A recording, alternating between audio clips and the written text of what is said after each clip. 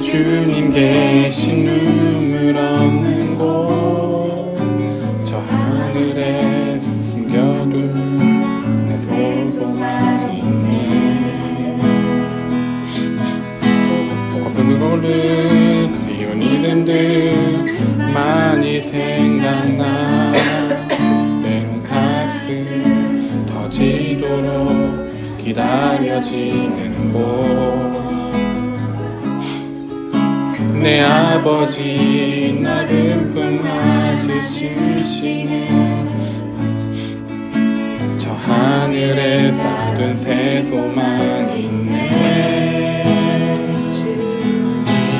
그 나라에 이룰 때까지 순례의 별은 멈추지 않으며 어떤 시련이 와도 나 두렵지 않네. 주와 함께 걷는 이 길에 주님 나라에 이룰 때까지 순례의 길은 멈추지 않으며 어떤 시련이 와도 나 두렵지 않네.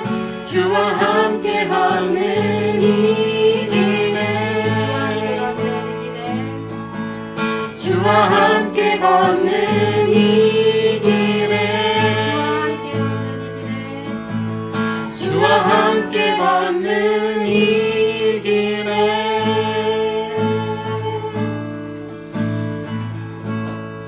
하나님 감사합니다. 일주일간은 저희를 보호하여 주시고 인도해 주셔서 부족하고 죄 많으나 흠이 많으나 하나님 자녀이심을 우리에게 일깨우시고 얼마나 우리를 사랑하시고 아끼시는지 알게 해주시면 감사드립니다.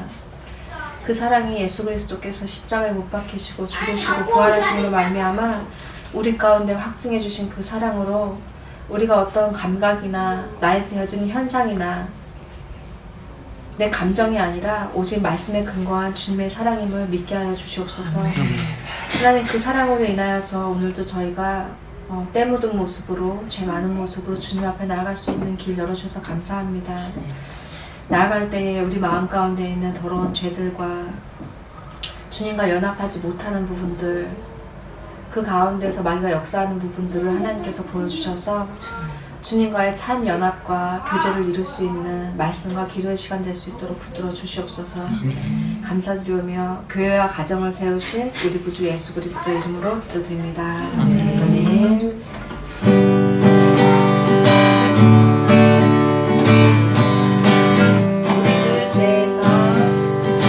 우리를 죄에서 구하시려 주 예수 십자가 지셨으니 기쁘게 부르세 할렐루야. 나 구원하셨네. 찬송하세 찬송하세 주님 나를 구하셨네. 찬송하세 찬송하세 주가 구원하셨네. 우리를 주께서 구했으니 이전에 행하던 악한 일과 추하고 더러운 모든 죄를 온전히 버렸네. 나 지금 죄에서 사함받아 거룩한 백성이 되었으니 이 육신 장막을 벗을 대로 겁날 것 없겠네. 찬송하세 찬송하세 주님 나를 구하셨네. 찬송하세 찬송하세 주가 구원하셨네. 우리가 이 세상 떠날 때에 예수의 손목을 굳게 잡고 영원히 즐거운 천국에서 주 함께 살겠네. 찬송하세 찬송하세 주님 나를 구하셨네.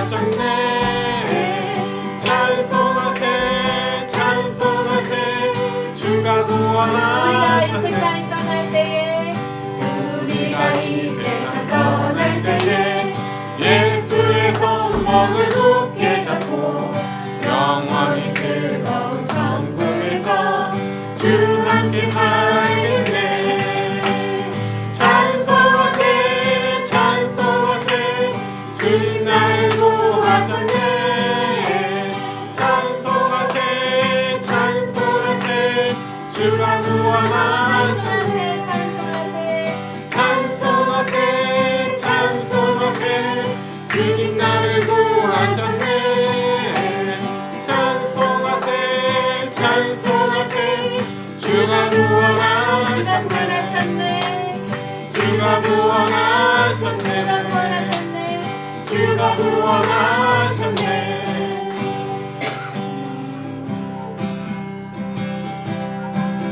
나의 기쁨 나의 소망 되시며 나의 생명이 되신 주 한낱 불러서 찬송을 드려도 늘 하신 마음 뿐일세.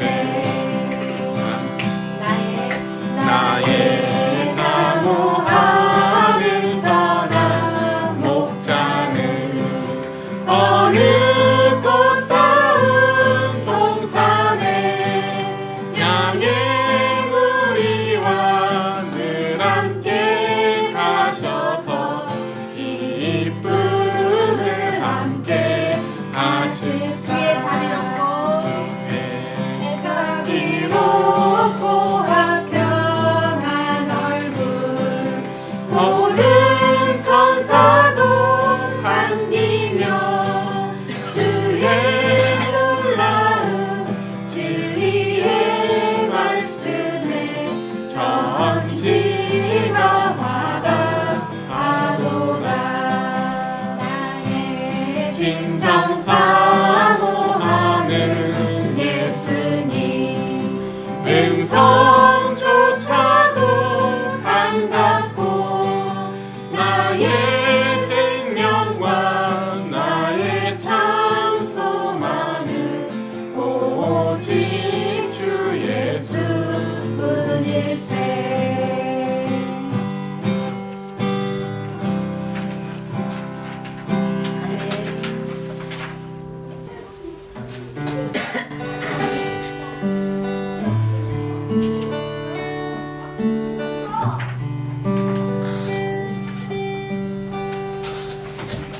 괴로울 때 주님의 얼굴 보라. 평화의 주님 바라보아라. 세상에서 시달린 친구들아 위로의 주님 바라보아라.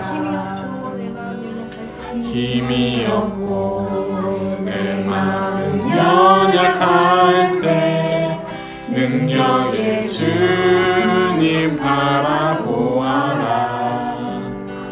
주의 이름 부르는 모든 자는 힘주시고 오늘 지켜주시니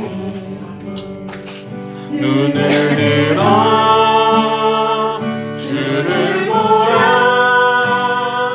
내 모든 염려 주께 맡겨라.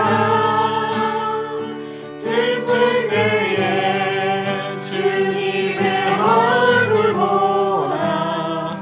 사랑의 주님 안식 주님 가만히 있어. 너희는 가만히 있어. 주가 하나님 대할지어다. 열방과 세계 가운데 주가 높임을 받으리라.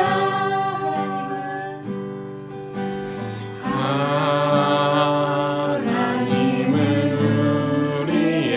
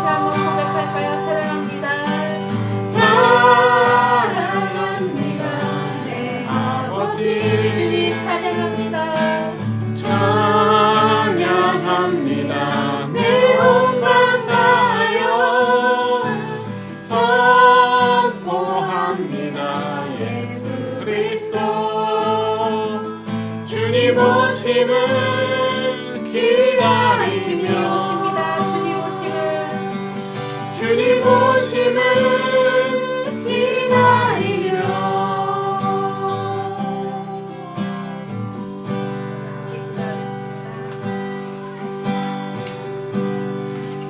주님께서는 우리가 주님 닮아가서 우리의 이 썩을 몸이 부활하여서 주님과 함께 영생을 누리도록 우리에게 교회와 가정이라는 곳을 세워주셨습니다.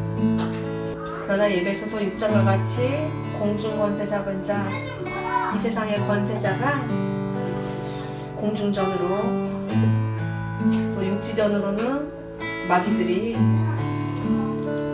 공중에서는 이 세상의 문화를 주장하고 이 세대의 흐름을 주관하며 이 땅에 있는 마귀들은 그것을 배경 삼아서 우리 가운데 역사하고 있습니다. 그래서 우리가 속한 교회와 가정을 어떻게든 왜곡시키고 무너뜨리고 우리가 좌절하도록 얼마나 이번 주에도 우리 가운데 역사하였습니까?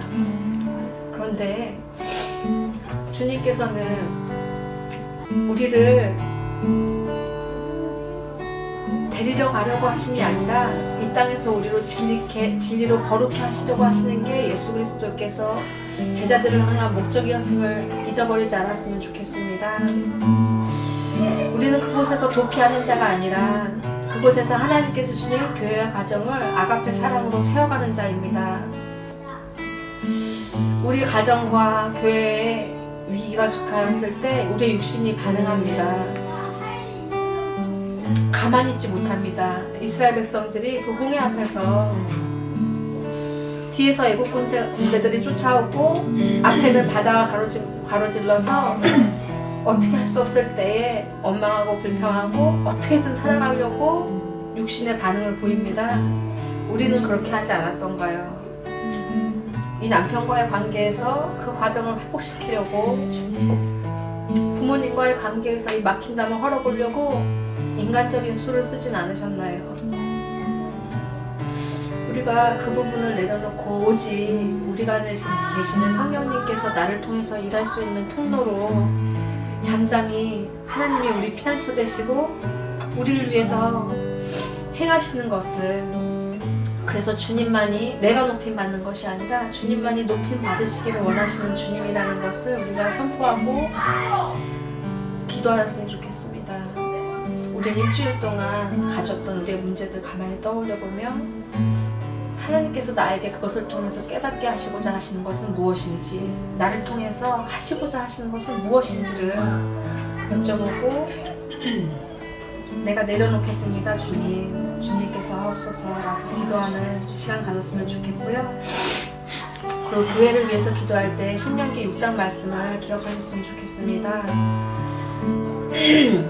하나님께서 우리에게, 우리 조상에게 주신 그 땅, 약속한 땅으로 우리를 들어가게 하시고 우리가 건축하지 아니한 그거 아름다운 성읍을 얻게 하시며 너희가 채우지 아니하는 아름다운 물건이 가득한 집을 얻게 하시고 네가 파지도 않은 그 우물을 차지하게 하시고 너를 애굽 땅 종되었던 집에서 인도하신 여호와를 잊지 말거라.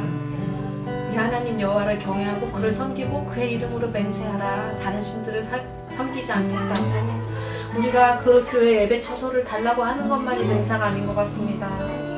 그것을 주실 때 우리가 이 하나님의 경고하심을 잊지 않았으면 좋겠습니다. 교회와 목사님과 우리 주일학교 아이들 위해서 함께 기도하겠습니다. 우리의 있는 모습을 들고 주님 앞에 나아갑니다. 하나님, 벗겨도 계속 나오는 그 죄에 대해서 아버지, 저희가 어떻게 할 수 있는 방법이 없습니다. 아버지, 오직 예수 그리스도의 보혈이 아니면, 주님께서 못 박히신 그 십자가가 아니라 나의 힘으로는 내 안에 끊임없이 세워지는 나의 뜻과 문제를 해결하려는 나의 의가 어찌나 그렇게 밤낮 생성이 되는지 내가 분별하지도 못할 정도로 그것들이 힘싸고 나와서 인간적인 평안을 도모하고 또 이 세속에 속한 방법으로 우리 교회와 가정의 잘못된 부분들을 얼마나 세우려고 노력하는지 모릅니다. 하나님, 그리스도께서는 우리의 구주 되십니다.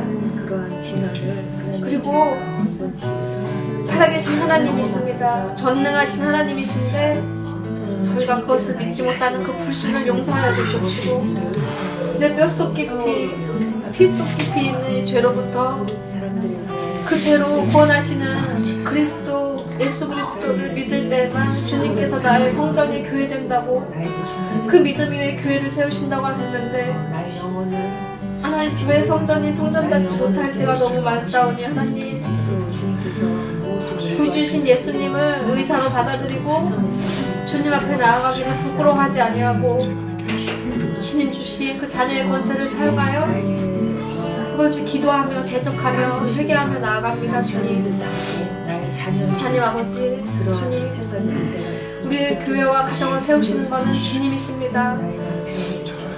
주님께서 주님의 방법으로 세우실 때에 우리는 잠잠히 가만히 있고 주님이 하나님됨을 알기 원합니다.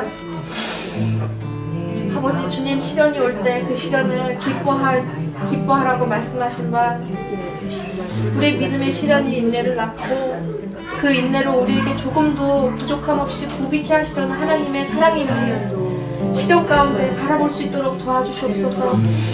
예수님께서 엠마오로 가는 그 제자들의 눈을 열어주셨던 것처럼 저희의 눈을 열어주셔서 정말 영적인 실체를 바라볼 수 있도록 도와주시옵소서. 내 가운데 격동하며 우리의 가정과 교회를 붙들고 거룩한 하나님의 성도가 되고자 하는 모든 것들을 막는 이들의 계획이 얼마나 끔찍하고 분주한지요. 하나님 아버지 그것을 바라볼 수 있는 영적인 눈을 열어 주시옵소서. 아버지 대적하여 말씀으로 바로 설 수 있도록 주님 도와주시옵소서. 아버지 허리에 끈을 동이고 복음의 신발을 신고 의의 흉배를 붙이며 복음의 방패로 아버지 구원의 투구로 아버지 맞서기 원합니다. 무엇보다도 성령의 검으로 그것을 무찔러 수 있도록 주님 도와주시옵소서. 아버지 그것이 나의 능력이 아니라 오직 하나님의 능력으로 힘을 얻을 수 있도록 주님 도와주시옵소서. 또 속죄의 은혜가 오직 그리스도 말씀으로 온다는 것을 날마다 선포하고 믿어지는 교회 되기 원합니다. 아버지 주님께서 주시는 그 처소에 우리가 아무것도 하지 않고 주님께서 그 약속의 땅으로 주시는 그곳에 아버지 가는 것에만 목적이 있는 것이 아니라 그 크고 아름다운 성읍을 얻게 하실 때에 우리에게 배불리 먹게 하실 때에 우리를 그곳으로 인도하신 그 하나님을 잊지 않도록 주님 도와주시옵소서. 아버지 우리 하나님이 질투하시는 하나님이신지 잊지 않게 하여 주시옵소서. 진노하사 그 땅에서 우리에게 주신 그 땅에서 우리를 멸절시킬 수 있는 하나님이심을 경외하고 두려워할 수 있도록 도와주시옵소서. 아버지 교회에 영적인 국련한 싸움이 일어나고 있습니다. 아버지 목사님을 무너뜨리려고 우리 성도에게 이간질을 시키려고 아버지 주님 계속해서 하나님 아버지 그 싸움이 일어나고 있습니다. 아버지 우리가 그리스도의 참된 지체가 되기 위해서 떡을 떼서 그 떡을 먹을 뿐만 아니라 하나님 아버지 계속하여서 그 부활의 참여가 되는 주님과 함께 고난을 받고 주님 만들어지는 저희가 되길 원합니다. 교회를 향한 육신의 열심이 아니라 우리를 움직이게 하는 것은 오직 예수 그리스도의 부활이 되길 원합니다. 하나님 주일학교 아이들을 위해서 기도합니다. 아버지 롯과 아브라함의 시각이 달랐듯이 하나님 아버지여 주께서 그 아이들 한 명 한 명을 인도하시는 길이 우리의 눈에 보기에 좋고 모든 것이 좋은 것이 아니라 우리의 눈으로는 알 수 없으나 하나님께서 주시는 믿음으로 행하고 믿음으로 갈 수 있는 그 길이 저희들의 미래가 될 수 있도록 도와주시옵소서. 그래서 우리가 믿음으로 행하고 보는 것으로 행하지 아니함이로라. 아버지 그렇게 고백할 수 있는 우리 아이들 한 명 한 명과 부모가 될 수 있도록 도와주시옵소서. 우리가 죄에 민감한 저희가 되기 원합니다. 하나님 이 시간 있을 말씀을 들을 때 하나님 아버지 성령님 목사님 마음 가운데 충만히 임하셔서 아버지 피곤한 마음과 분주한 정신을 넘어서 성령의 역사를 기대합니다. 아버지 우리 각 사람에게 필요한 말씀을 주시고 우리 성도의 교제가 주님 안에서 진실된 교제가 될 수 있도록 붙들어 주시옵소서. 이 예배의 시동을 주님 앞에 모두 맡겨드리오며 예수님의 이름으로 기도드립니다.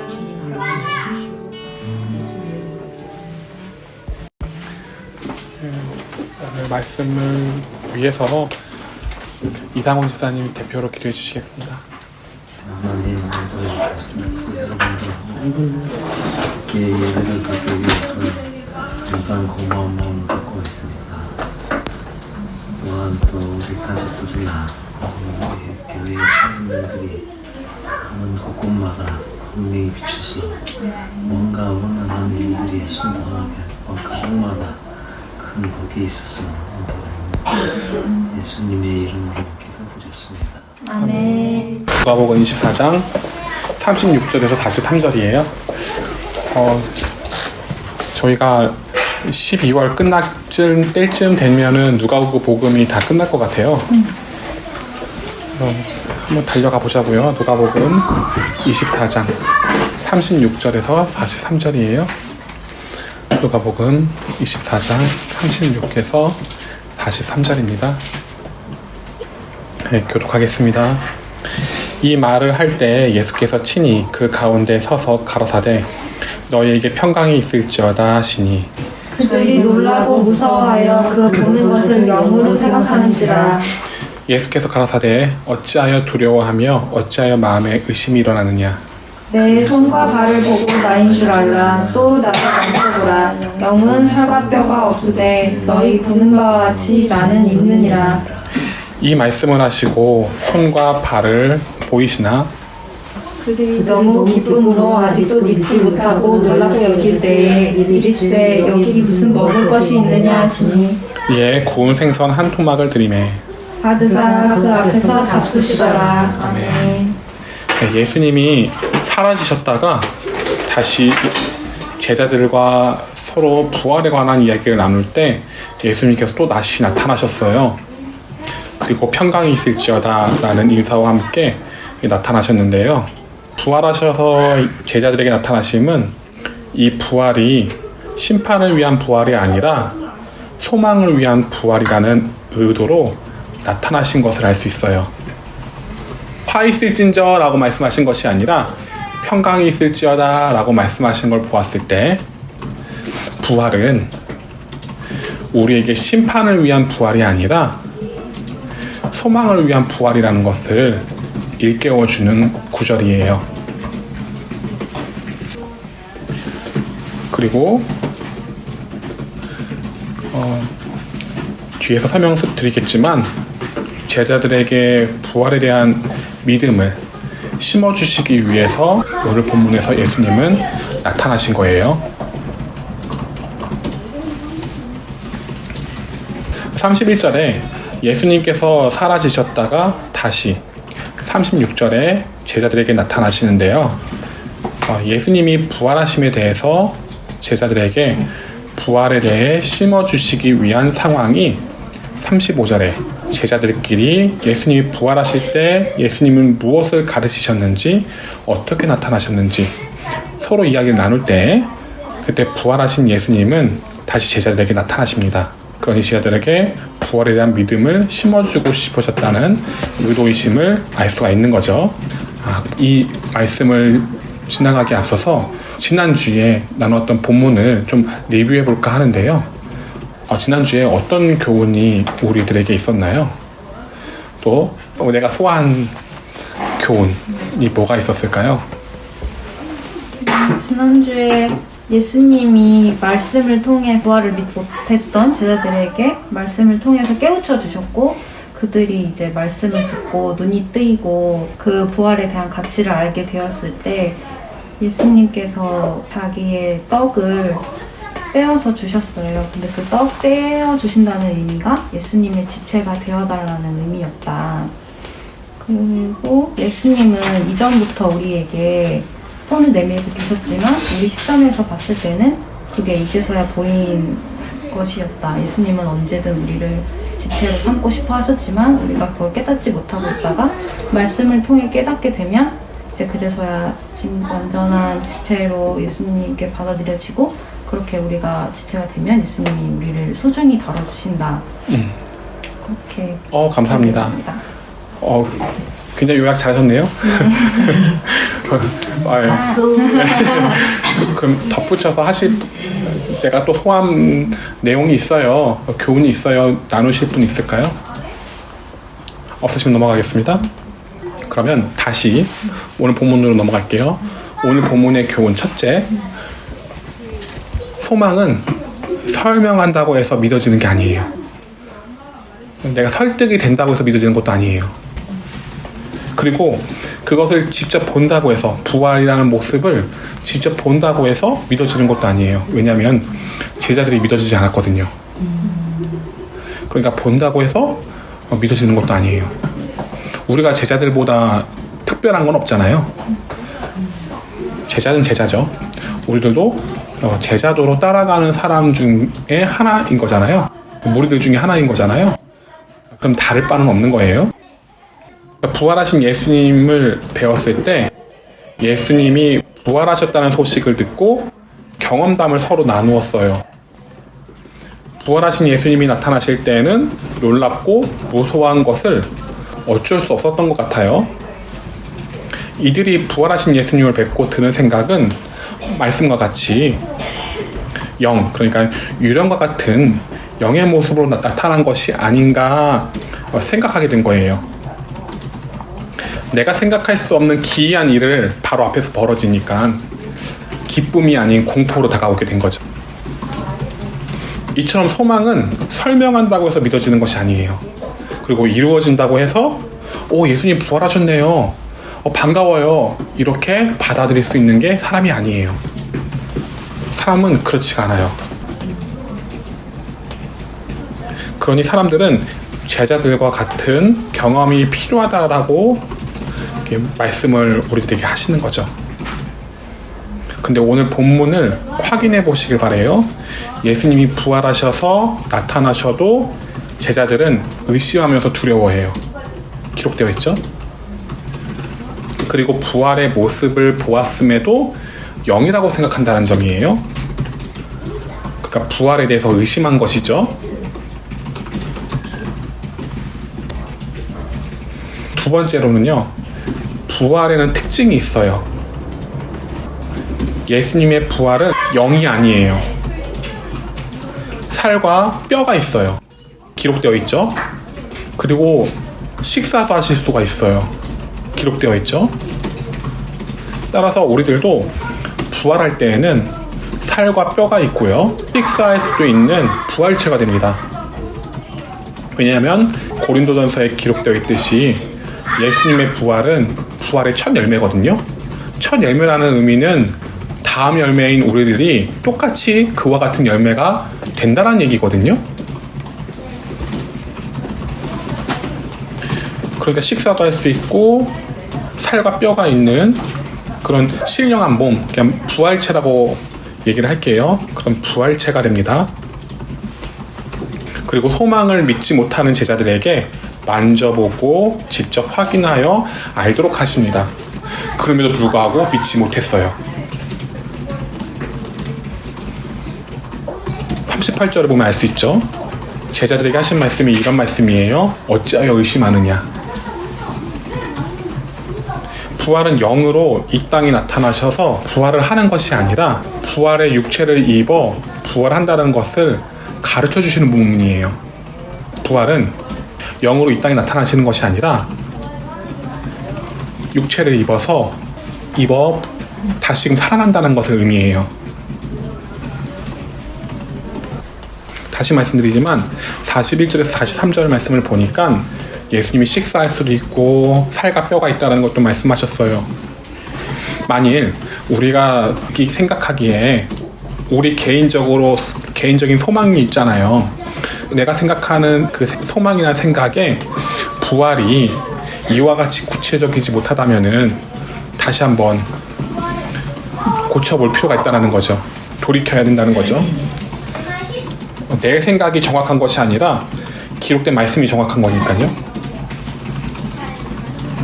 그러니까 부활은 살과 뼈가 있고 먹을 수가 있어요. 이 부활을 소망해야 돼요. 다른 부활을 소망하지 마시고 오늘 본문에 기록되어 있는 이 부활을 소망하시길 바래요. 그리고 지난 본문에서 읽었습니다만 부활하신 예수님이 갑자기 사라지셔요. 그리고 다시 나타나셔요. 이런 점으로 보았을 때 부활체는 사라졌다가 갑자기 나타나게 되는 그런 모습도 보여진다. 그러니까 부활이 그냥 일반적인 우리 몸이 아니라 일반적인 우리 몸을 초월한 어떤 몸이다. 정도로 우리는 알 수 있다는 거죠. 부활하신 예수님을 보고 제자들의 반응은 살과 뼈를 만져보고도 믿어지는 것이 아니라 기쁘고 기이하게 여겼다라고 기록되어 있어요. 여기서 우리가 주의 깊게 생각해야 될 것이 있어요. 성경에서 믿는다라는 의미는 신기하게 여기면서 기쁘게 생각하는 것을, 그런 마음을 가지고 있는 상태를 믿음이라고 얘기하지 않아요. 왜냐하면 38절에 예수님께서 마음에 의심이 일어나느냐라고 말씀하셨기 때문이죠. 그럼 이런 있을 수 없는 현상을 볼 때 우리는 어떤 마음을 받아들여야 하는가, 그걸 우리는 또 다뤄야 돼요. 오늘 본문에서 다룰 거예요.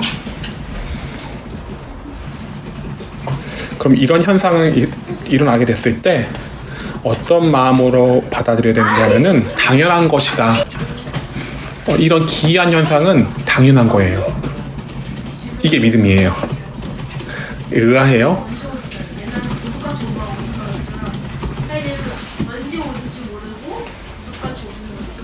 의심의 반대말은 믿음이죠.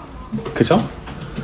그러니까 제자들이 의심했다라고 예수님이 말씀하신 것은 제자들이 부활을 보고도 만져보고도 믿지 못했다라는 거잖아요. 근데 이와 같은 제자의 마음으로 우리가 똑같이 있다면은 다시 오실 예수님은요? 그분을 어떻게 우리가 맞이할 수 있을까요?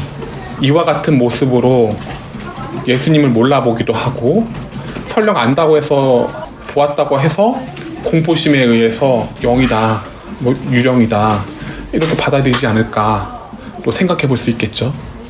그리고 도둑같이 오신 예수님을 맞이했을 때 반갑게 기쁘게 맞이하기 위해서는 우리는 부활은 당연한 것이다 라고 받아들여야 돼요. 왜 당연하다라고 생각을 가져야 하는지에 대해서 사회생활에 대한 예를 들어볼게요. 마치 이런 거예요. 내가 회사에서 월급을 받아요. 이때 우린 기뻐하며 신기해해요. 세상에 내 월급이 통장에 들어왔어. 어떻게 이렇게 들어올 수가 있지? 이렇게 기뻐하며 신기해하는 사람을 본다면 여러분들은 그 사람에 대해서 어떤 생각이 드세요? 일했으니까 돈이 들어오는 거 아닌가? 별걸다. 아니면 처음 하나? 처음 일하는 사람인가? 초년생인가? 공산주의에서 온나? 자본주의를 몰라. 자본주의를 몰라요. 탈북했어. 너무 탈북. 근데 이력서에는 경력자예요. 그러면요?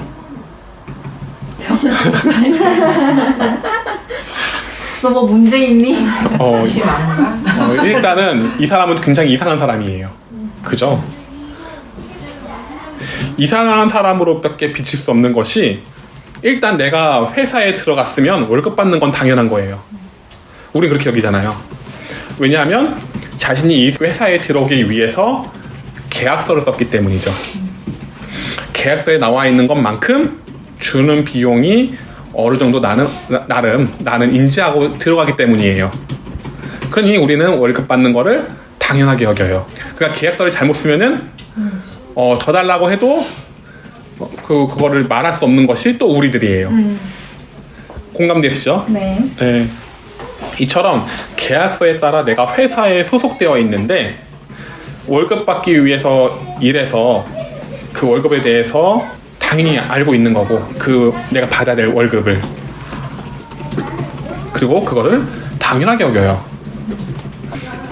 왜냐하면 자신이 이 회사에 들어오기 위해서, 다시 말씀드리지만 계약서를 썼고 계약서에 나와 있는 만큼 월급을 알고 있기 때문이에요. 그리고 또요, 그 월급 날짜가 늦어지면요, 여러분들은 어떻게 받아들여지게 되나요? 회사가 어려울 수도 있지, 그렇게 받아들여지나요? 아니면은 왜 안 주는 거야, 이렇게 부정적으로 받아들이게 되나요? 화가 나요. 당연히 줘야지. 당연히 줘야지. 화가 나요. 네, 화가 나요. 월급 미뤄지는 것조차도 못마땅하게 여겨요. 네. 왜냐? 나는 계약서에 썼기 때문이죠. 그럼 이 이치를 가지고 부활에 대해서 좀 적용 좀 해볼게요. 우린 부활을 위해서 말씀대로 따라가는 일을 해요. 맞나요? 네. 네. 왜냐하면 말씀은 나와 하나님과의 관계에서 계약서 같은 개념이에요. 근데 그게 전반적인 건 아니에요. 왜냐면은 하나님과 나와는 아버지, 사랑의 관계에서 끈끈하게 맺어져 있기 때문에 어떤 비즈니스적인 관계는 아니에요, 사실은. 근데 굳이 여러분들의 공감을 사기 위해서 좀 부족하긴 하지만, 비유가 좀 부족하긴 하지만, 한 면, 일단 좀 부족한 면이지만 한 면을 가지고 지금 말씀드리는 거예요.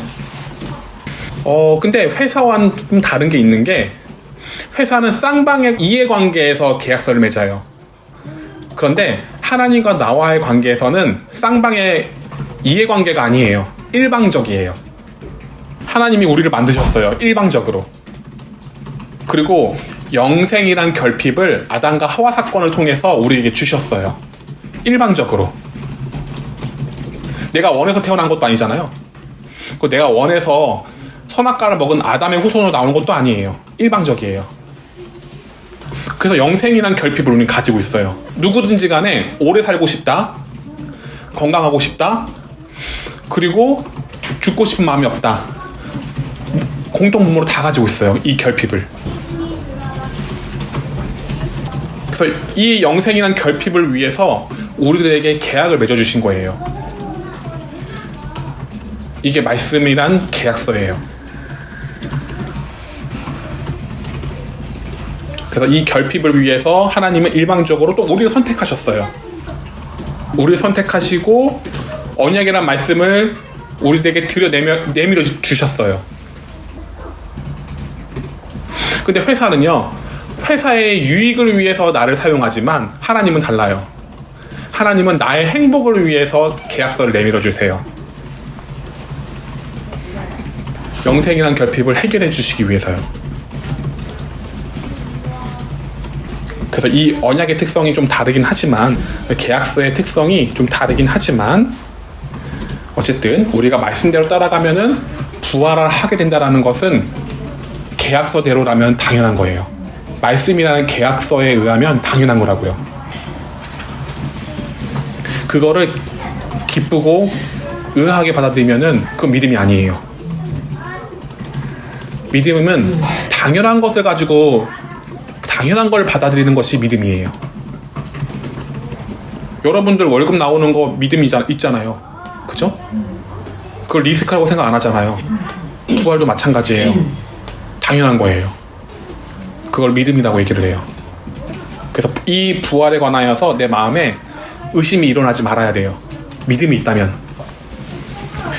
요한복음 20장 29절에는요, 다른 시점에서 이 상황을 말씀을 하시지만요, 한번 읽어볼게요. 요한복음 20장 29절이에요.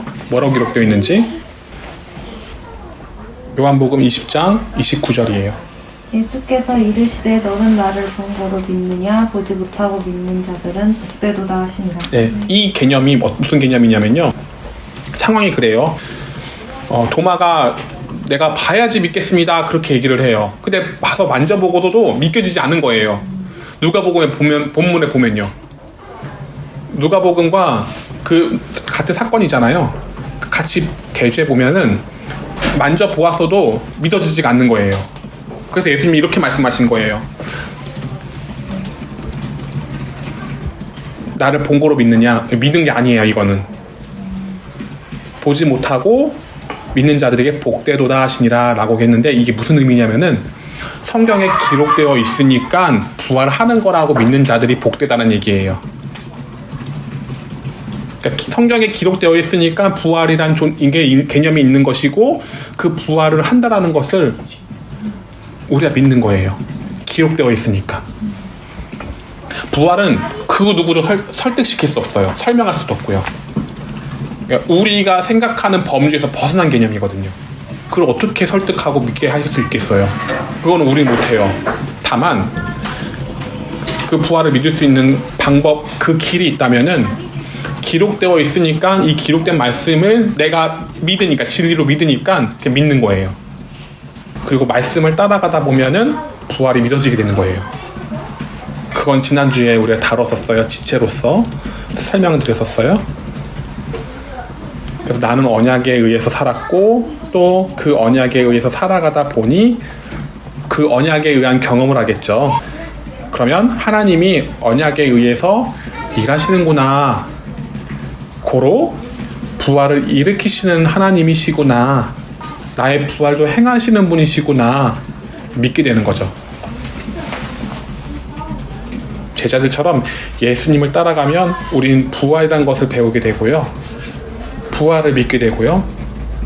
예수님을 따라가는 것은 부활을 위해서라는 방향성까지도 잡히게 되어요. 예수님을 따라가는 것은 내 부활을 위해서예요. 예수님을 위해서라고 생각하다가 가보니까 그게 아닌 거예요. 내 부활을 위해서예요. 나를 위해서예요. 그리고 예수님도 내 행복을 위해서예요. 그렇게 따라오라고 하신 거죠. 지금은 예수님이 나타나시진 않으세요. 제자들에게 나타나신 것처럼요. 왜냐? 히브리서에 보니까 대제사장으로 계신다고 하셨거든요.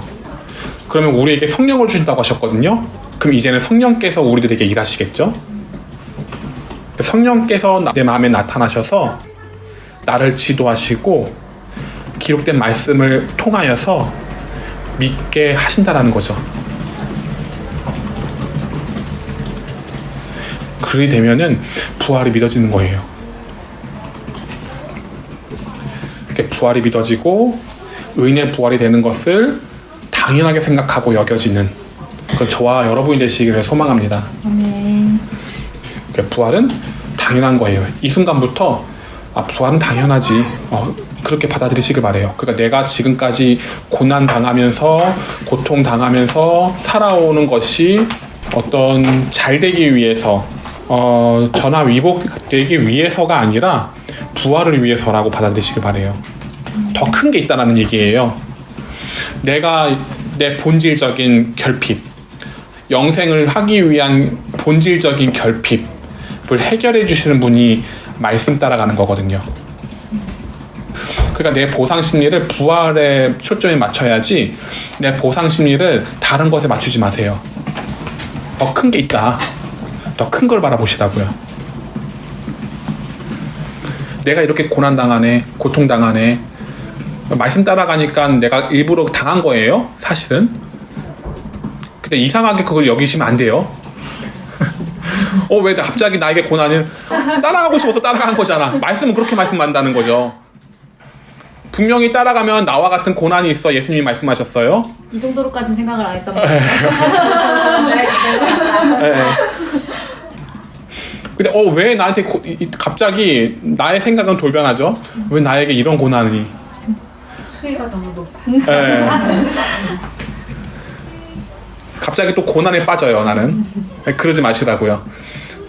나는 부활을 위해서 지금까지 살아온 거야. 지금까지 좀 약간의 좀 시행착오가 있었지만 우리 따라간 거야. 그리고 내 목적지는 부활이야. 나는 부활을 함으로써 나의 그 모든 것들을 보상을 받는 것이지 다른 것에는 받는 것이 아니야. 그렇게 받아들이시면은 보다 더 하나님이 일하시는 것이 우리에게 더 훤히 보이지 않을까. 그렇게 또 바라보게 됩니다. 믿음의 눈으로 바라보는 거죠. 그렇게 되시길 바래요. 다음 시간에는 좀 약간 예고를 좀 드릴게요. 누가복음에서 베다니에서 예수님이 승천하셔요. 베다니는 좀 상징적인 곳이에요. 나사로를 살렸던 장소거든요. 근데 그 장소에서 누가복음은 겨냥해서 기록을 했네요. 근데 그 부분에 관해서는 좀 더 깊이 다음 시간에 아니면은 시간이 안 되면은 그 다음 시간에 다루겠습니다. 그러면 기도할까요?